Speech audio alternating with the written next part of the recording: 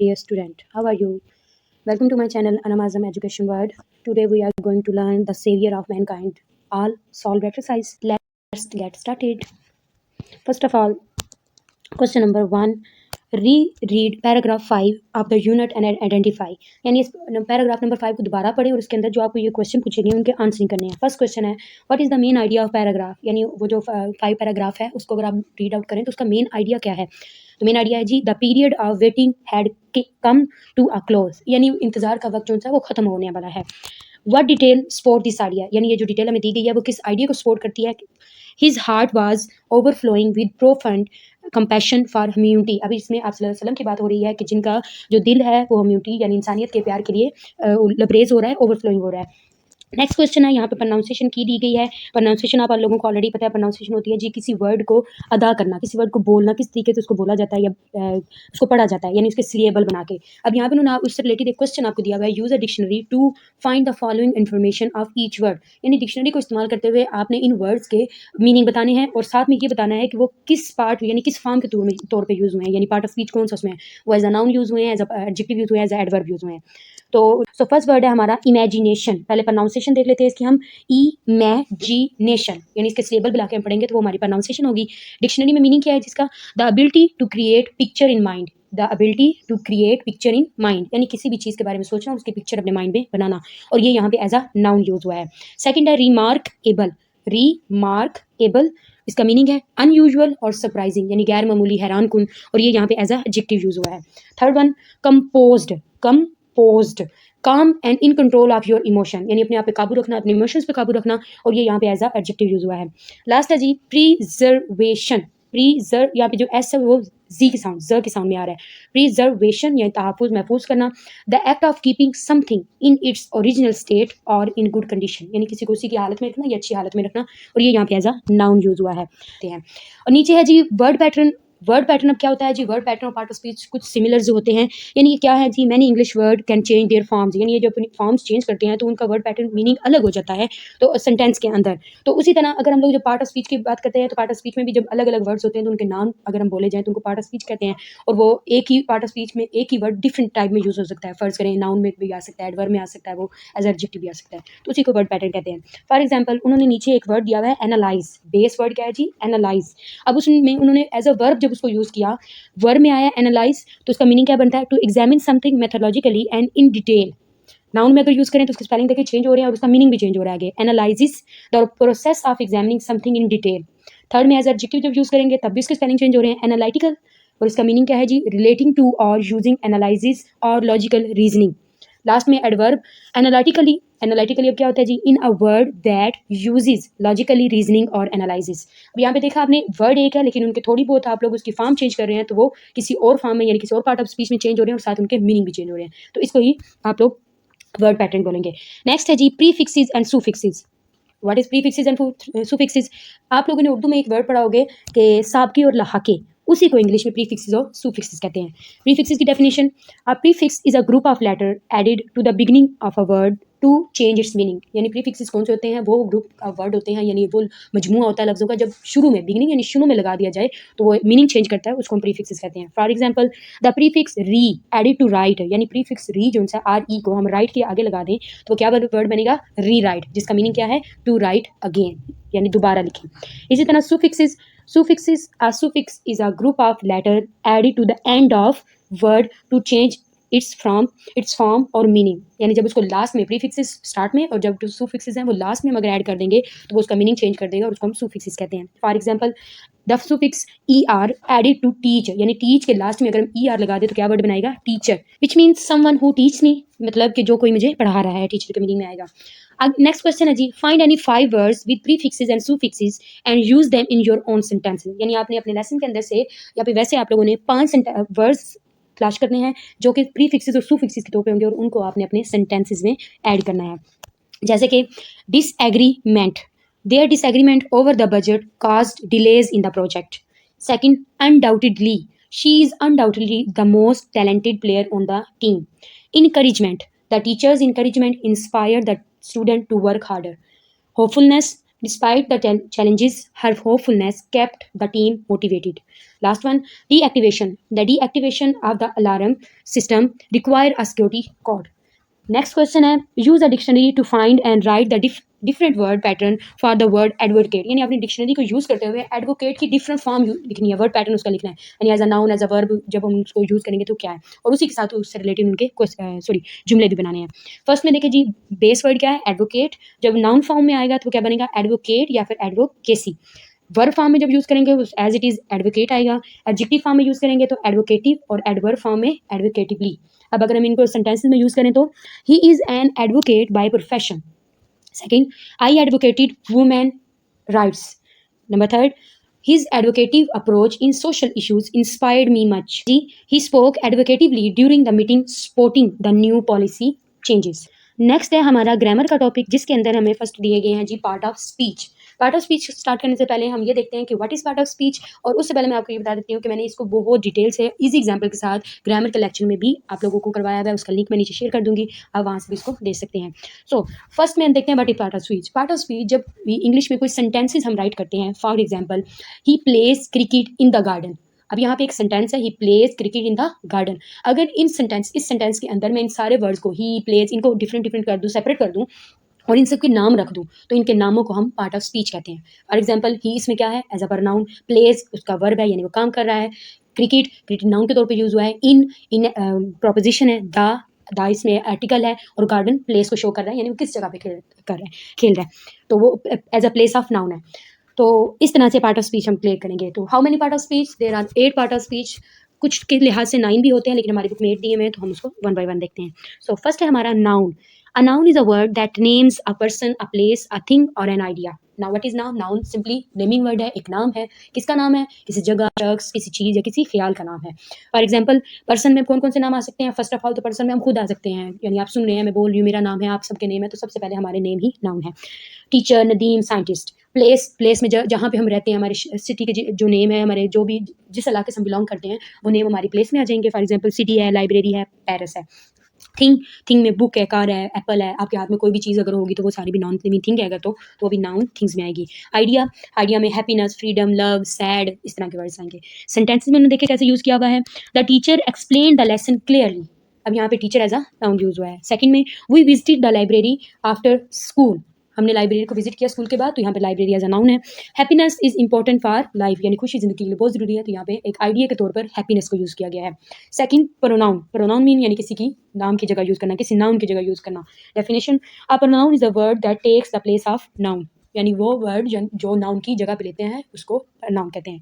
अब इसमें कौन कौन सी काइंड है इसकी, फॉर एग्जाम्पल पर्सनल प्रोनाउन जैसे आई, वी, ही, शी, इट, दे वगैरह। पोजेसिव मीन पोजेशन शो करना, अपनी मिल्कियत शो करना कि ये मेरी चीज़ है, तो उसके लिए हम क्या यूज़ करेंगे, mine, your, his, her, our, theirs. Reflexive mean अपना ही अक्स नजर आना, यानी जब हम मिरर के आगे खड़े होते हैं तो हमें क्या नजर आता है, हमें अपना आप नजर आता है, तो उसको हम रिफ्लेक्स बोलते हैं। तो इसी तरह रिफ्लेक्सिव मीन अपना आप से जाहिर होना। रिफ्लेक्सिव प्रोनाउन में क्या होंगे, myself, yourself, himself, herself, itself, ourselves, yourselves और देम सेल्व्स। नेक्स्ट है जी डिमोस्ट्रेटिव प्रोनाउन। डिमोस्ट्रेटिव मीन होता है जी इशारा करना, किसी की तरफ पॉइंट करना, जैसे करीब चीज़ें अगर एक है तो दिस, ज़्यादा है तो दिस, अगर दूर है तो दैट, अगर ज़्यादा है तो दूस।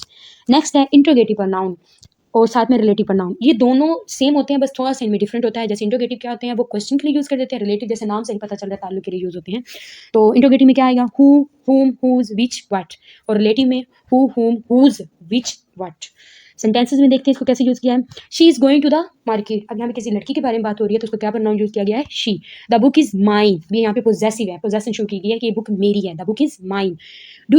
Do your homework your self, यानी अपना काम खुद करो, यहाँ पे योर का रिफ्लेक्सिव बताया गया कि अपना काम खुद करना है। वर्ब सिंपली मीन कुछ भी एक्शन वर्ड, कोई भी काम। डेफिनेशन क्या है जी, a verb is a word that expresses an action और अ स्टेट ऑफ बीइंग, यानी क्या शो करता है, वो एक्सप्रेस करता है एक एक्शन को या फिर किसी की स्टेट को, हमेशा बताता है वो क्या कर रहा है। For example action verb, action अब जैसे कि रन, जंप, राइड, यानी जिसमें आपकी बॉडी यूज होती है, यानी आप खुद एक्शन करते हैं, बोलते हुए आप अपने हाथों को मूवमेंट करते हैं या आप चल रहे होते हैं, तो वो सब एक्शन वर्ड में आएगा। Second one, linking verb. Link से पता चल रहा है कि वो जोड़ता होगा, किसी चीज़ को आपस में जोड़ता होगा, जैसे कि am, is, are, was, were, be, being, been, will और शैल। हेल्पिंग वर्ब आपको ऑलरेडी पता होगा, टेंसेस में हम यूज़ करते हैं, जैसे कि प्रेजेंट में इज, एम, आर है, पास्ट में वाज, वर है, तो वो हेल्पिंग टेंसेस के लिए यूज़ किए जाते हैं। तो हेल्पिंग वर्ब में have, has, had, do, does, did. Sentence में देखते हैं कैसे यूज़ किया है। She runs every morning, she runs every morning, यहाँ पे वो दौड़ती है हर रोज़, तो यहाँ पे उसको बताया गया है कि रन्स। सेकंड है ही इज़ अ टैलेंटेड टीचर। अब यहाँ पे इज़ जो है वो लिंक कर रहा है, किसके बारे में बात कर रहे हैं, टीचर के बारे में बात कर रहे हैं, वो सिंगुलर है। ही इज़ अ टैलेंटेड टीचर में इंफॉर्मेशन हमें दे रहे हैं, इंट्रोडक्शन दे रहे हैं, तो उसके बारे में he is a talented teacher. Next है they have finish their homework. अब यहाँ पे हैव जो है वो as a present perfect tense पे तौर पे आया है, जैसे फिनिश थर्ड फॉर्म में हैव उसका हेल्पिंग वर्ब है। नेक्स्ट है जी adjective. An adjective is a word that describe or modify a noun or a pronoun। अब एडजेक्टिव क्या होते हैं? जी, एडजेक्टिव जो है वो किसी भी नाउन या प्रोनाउन को मॉडिफाई करके या उसको डिस्क्राइब करते हैं और डिटेल में हमें बयान करते हैं। For example qualitative adjective. Qualitative mean जिसमें क्वालिटी शो की जा रही है, यानी उसकी क्वालिटी हमें बता रही है कि अच्छी है कि बुरी है, यानी कोई कपड़ा लेने जाए तो उसको टच करके फील करते हैं हम कि इसकी क्वालिटी कैसी है। खाने की चीज़ें हो तो उसको भी हम अच्छे से देखभाल कर लेते हैं, तो उसको क्वालिटी कहते हैं। तो इसी तरह क्वालिटेटिव एडजेक्टिव में जैसे happy, blue, tall, difficult. Quantity जैसे शो करता है तादाद को, जैसे some, many, few, several. Demonstrative जैसे पीछे हमने पढ़ा था, डेमोन्स्ट्रेटिव इशारा करता है, पॉइंट करता है, दिस, दैट, दिस और दूस। पॉजिटिव ये भी हमने पढ़ा है कि मलकियत को शो करता है, जैसे my, your, his, her, it, our, their. अब सेंटेंस में कैसे यूज किया इसको? शी वोर अ ब्लू ड्रेस, शी वोर अ blue dress. Number 2, they have many friends. Number 3, the cake is delicious. Next है जी हमारा topic adverb. An adverb is a word that modifies a verb, an adjective, and another adverb. Adverbs usually explain how, when, where, and to what extent. करते हैं वो verb को describe करते हैं और उसके साथ एक मीनिंग ऐड कर देते हैं, जैसे कि, और ये किन चीज़ों को शो करते हैं? ये शो करते हैं कि कोई काम कैसे हो रहा है, कब हो रहा है, कहाँ हो रहा है, उसको शो करते हैं। फॉर एग्जाम्पल हाउ मीन कैसे, क्विकली, स्लोली, हैप्पी, यानी कब, now, then, soon, maybe later. Next है वेयर, यानी हेयर, देयर, एवरीवेयर, कहाँ पे ये काम हो रहा होगा। टू व्हाट एक्सटेंट, यानी वेरी, क्वाइट, ऑलमोस्ट, टू, उसमें यूज होगा। सेंटेंसेस में देखते हैं कैसे यूज किया जी। She resides beautifully, we will have soon, he run very quickly. Next topic है हमारा preposition. A preposition is a word that show the relationship between a noun और a pronoun and other word in a sentence. Preposition क्या काम करता है? वो noun और pronoun और सेंटेंस में बाकी जो वर्ड होते हैं उनके साथ ताल्लुक और रिलेशन को शो करता है कि वो क्या कर रहे हैं। फॉर एग्जाम्पल कोई चीज़ हमने टेबल के ऊपर रखी है तो हम बोलेंगे it is on the table, यानी वो टेबल के ऊपर है। अब ये जो ऑन है, ये पूरे सेंटेंस में मुझे ये चीज़ स्पेसिफिक बता रहा है कि जो मैं जिस चीज़ के बारे में बात कर रही हूँ वो कहाँ है, किस प्लेस पे है। तो ये डायरेक्शन को भी यानी पोजीशन को भी शो करते हैं, लेकिन उसमें ज़्यादातर आपको ये बताते हैं कि इनका आपस में रिलेशन क्या है। फॉर एग्जाम्पल इसमें कौन से वर्ड आएंगे?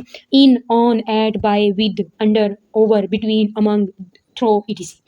For examples the cat is under the table. अब यहाँ देखिए कैट की बात हो रही है, लेकिन अंडर मुझे स्पेसिफिक बता रहा है कि कैट है किधर, टेबल के कहाँ, किस जगह पे है।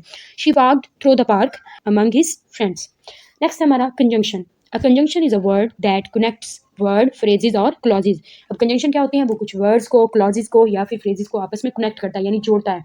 और वो किस तरीके से जोड़ता है? एक नाम मैंने यहाँ पर किया हुआ है, फैन बॉयज, फैन बॉयज। अब इसमें F for, A and, N nor, B but या because, O or, Y yet और एस सो को शो कर रहा है।